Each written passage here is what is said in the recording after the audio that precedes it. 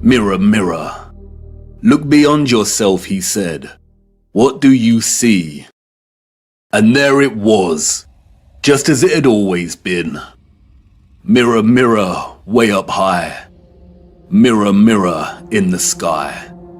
Mirror, mirror, oh how they lie.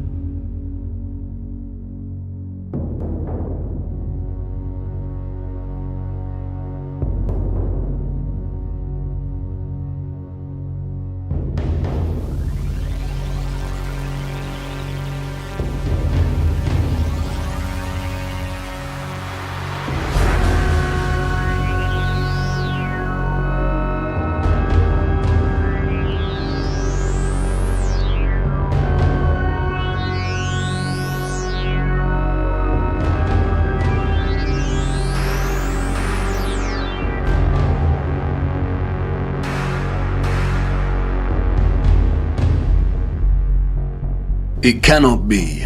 All this time, hiding in plain sight. A distorted, unreliable yet steadfast reflection, a quasi-photographic image of both our known world and what is this? This is the unknown world. Thank you, Sturgios, for all your work. Sturgios has mapped out each continent to the minutest detail. His work is meticulous. He has mapped time zones, seasons, flight paths and distances.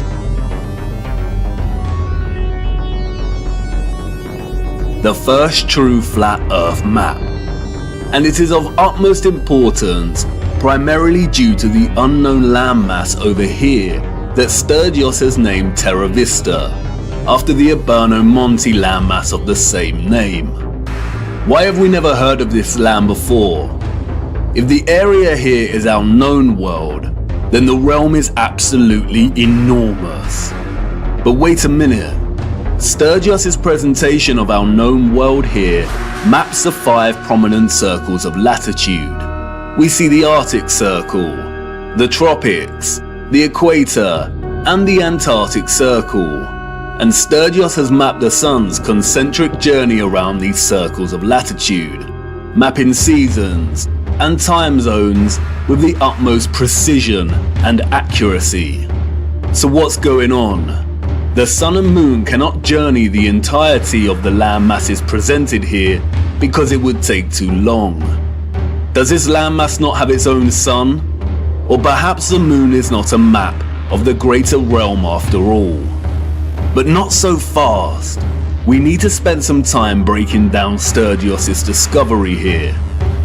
How the image on the face of the Moon was and is formed, when it was formed, and why are all questions that no one can answer. Nobody knows apart from the deceivers in higher places. But there are a lot of things hidden in plain sight that bring us a little closer to having a better understanding of this mysterious phenomenon. First of all is the nature of this image. It is a composite image. You are witnessing multiple images simultaneously when looking at the face of the Moon. And these images are akin to a type of X-ray photography. There is also evidently a lot of distortion and optical illusion present in these images. No one can offer an explanation as to how this composite image has formed, nor has anyone ever provided a satisfactory answer as to what exactly the Moon is. And rightly so. For if they could, we would not be in this mess in the first place. While most alternative views of the Moon's true nature are rooted in nonsensical theories, such as those dreamt up by many deceivers and boys who never grew up, and who like the idea that aliens created the Moon and there exist underground bases deep within its craters. There is one man, however, who spoke of the Moon in the years leading up to the space race in the 60s, and who offered a very sensible insight. In 1965, Professor R. Foster challenged the corrupt scientific complex by stating that landing on the Moon was an impossibility. It is an impossibility, according to Foster, because the Moon is plasma and not solid. Here is what he said in an interview. What is your theory? Well, it is by now rather more than a theory. 10 or 11 years ago, I stated to various scientists that the Moon is not a piece of rock, but it is a plasma phenomenon, a cosmic plasma, and that this fact will eventually be confirmed. I made certain predictions which were already confirmed in 1958, and the situation now is coming close to a complete confirmation. Scientific views expressed all over the world now that the Moon seems to be of a quite different nature of what was assumed. But the Americans and Russians are thinking of landing men on it. Well, that will never happen. Not on the Moon. On Mars, on Venus, on other planets, yes, but the Moon is definitely, as I assert, a plasma. Like most that speak out, Foster was most likely controlled opposition. Notice that he says it is possible to land on other planets, but not the moon. It is likely that it was his task to introduce a half-truth, that the moon is a plasma phenomenon, only for his claims to be, quote, debunked and proved wrong, unquote, a few years later, after they staged the moon landings. Since Foster's claim, however, our own access to technology in recent years has allowed us to investigate the moon in more detail. And through this we see over and over again varying instances of the moon behaving in a way that debunks a lie that it is a ball of rock. We see with our own eyes a semi-transparent moon, either at night or while there is still daylight. We see the sky through the moon. Sometimes it is even possible to see stars directly through the moon. Many have repeatedly demonstrated that moonlight is colder than the shade at night, and therefore it cannot be reflected sunlight as it possesses no residual warmth. We also know that spherical objects do not reflect light. By the laws of reflection, the light concentrates into a highlight point and does not reflect. You can also see frequent crescent moons when both the moon and the sun are within close proximity of each other, meaning that it is impossible for the sun to be casting the Earth's shadow onto the moon. So if the moon is a plasma phenomenon, then how could this be formed in the first place? It is in the appropriation and demonization of the symbol of the swastika that we find some very interesting insights. The existence of a vast amount of historical literature and symbolism suggestive of a vortex opening in the center of our world is too prevalent to be coincidental. We have looked at much of this before, but strangely enough, in the years preceding and during the complete demonization and eradication of the swastika's association with the vortex, we find some additional information regarding this central vortex that is astonishing. In addition to the appropriation of the swastika as their emblem, the Nazis were also obsessed with a very similar symbol, that of the Black Sun. Prior to the rise of the Nazi regime, there existed an occult secret society within Germany called the Thule Society, sometimes alternatively pronounced Thule, that had sub-factions within it. One of these sub-societies, we are told, was the Black Sun Society. Influenced by the Rosicrucians and other Hermetic groups, the Thule Society placed special emphasis on the superiority of an alleged Aryan race with innate mystical powers. The Thule Society derived its name from a mythical northern country in Greek legend. Thule was supposedly a land located furthest north. Others have called it Hyperborea. The Thule Society believed, we are told, that an elder race, the Aryans, colonized our Earth, and they were located within the center of our hollow Earth. Admiral Byrd, the military Antarctic explorer, also made reference to a hollow Earth with an entrance at the North Pole. The Thule Society also believed that the Black Sun was a big ball of primer materia that existed in the center of the Earth and emanated radiation in the form of vril energy.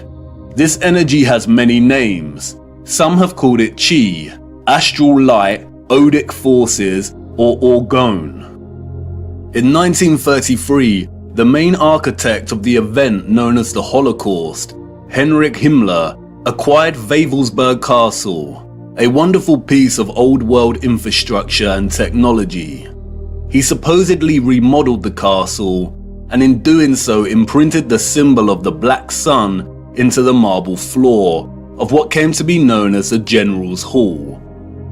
Much of what has surfaced regarding the German secret societies before and during the Nazi regime is deliberate misinformation. carefully controlled with the sole intention of distraction and demonization. The misinformation regarding these societies has served to further fuel the UFO and alien agenda, which many, such as Jordan Safer, David Wilcock and Corey Goode, have since latched onto and promoted. They are part of a controlled opposition agenda. They are liars. The sole intention of disclosing information regarding German secret societies was to yoke together a ridiculous concept of a superior alien Aryan race existing within our world's northern core, or opening at the center, with maniacal dictatorship that resulted in gruesome genocide. Or in other words, to make them seem crazier than they already were. The controllers of our realm had to appropriate the swastika and eradicate its symbolic association with the Earth's central electromagnetic and physical vortex. And while I do not think there exists a black sun underneath us, if the notion of this seems absurd and far-fetched, just remember that the majority of the world's population have already accepted that there is some kind of dark sphere beneath them, acting as a source of our world's electromagnetic energy. Heliocentrism has convinced so many that inside their little blue ball hoax, there exists a spherical core of solid iron at a temperature of over 5,000 degrees.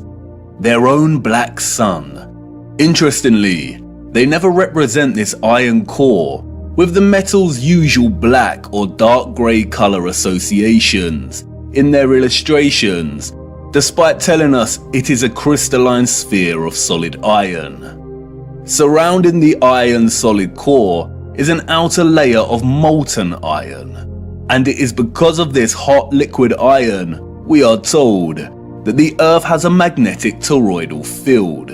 And millions have accepted this, and these silly diagrams that resemble Satsumas, despite the hard fact that the furthest depth a human has ever drilled into the Earth is a mere 8 miles. The heliocentric model has to acknowledge an inner core energy source because it is in fact a reality, and our world cannot exist without it.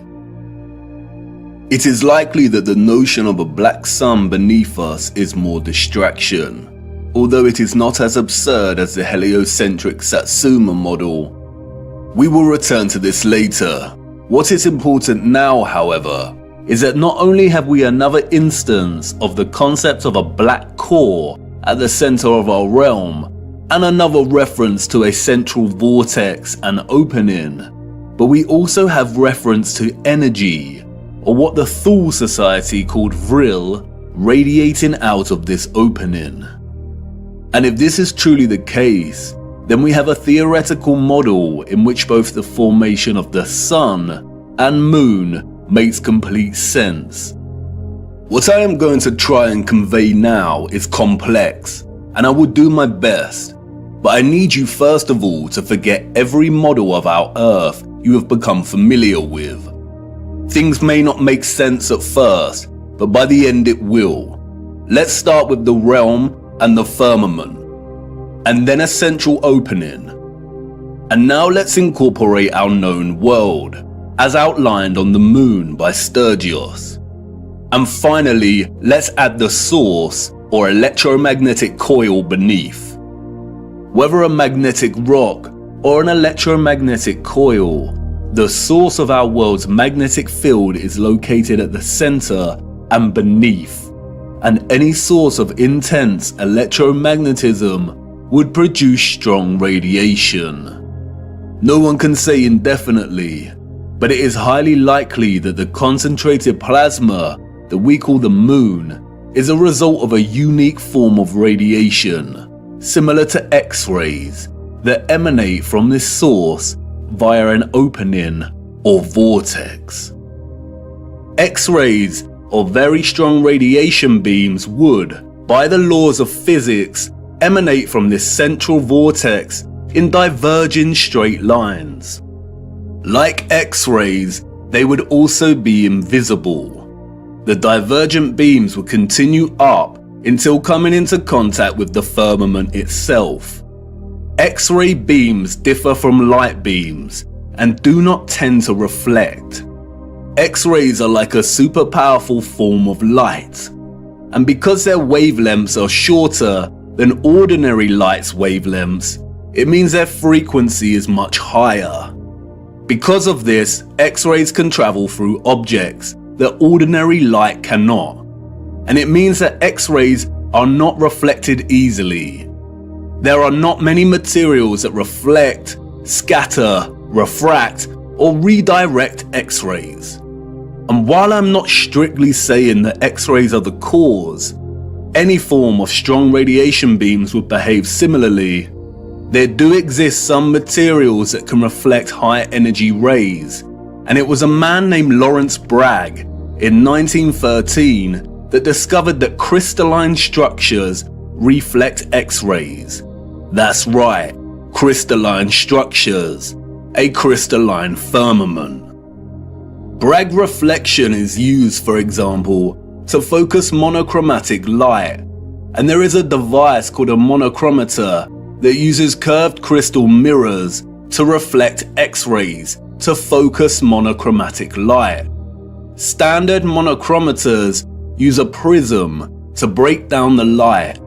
This is a very familiar image, and Wikipedia displays it for everyone to see. It is now associated with an infamous music album. What is the title of that album? They are telling us. This means we're right on track. Radiation beams reflected off of the crystal firmament would likely be redirected down, off-center, and into the ionosphere above our heads.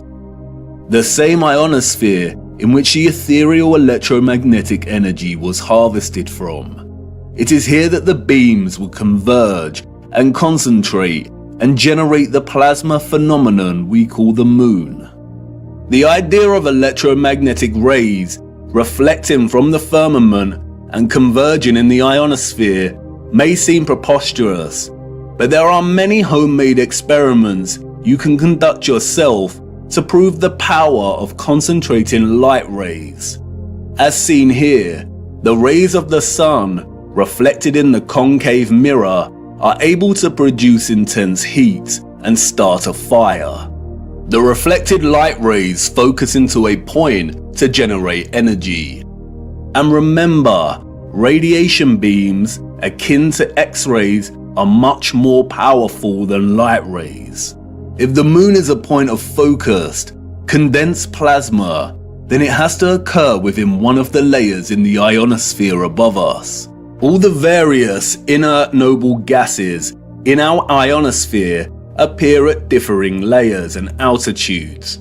We looked at how these are charged by the sun's electromagnetism to form the plasma sky. At a certain altitude in the ionosphere, there are two layers of neon and helium gas. It is likely that the sun forms in a similar fashion within these layers. After all, helium is linguistically very similar to Helios. It is likely, however, that the moon is formed at the level of altitude in which the gas krypton is present. Krypton is known for its phosphorescent white light. It is also used to create non-thermal or cold plasma, as demonstrated by contemporary scientists developing this field today.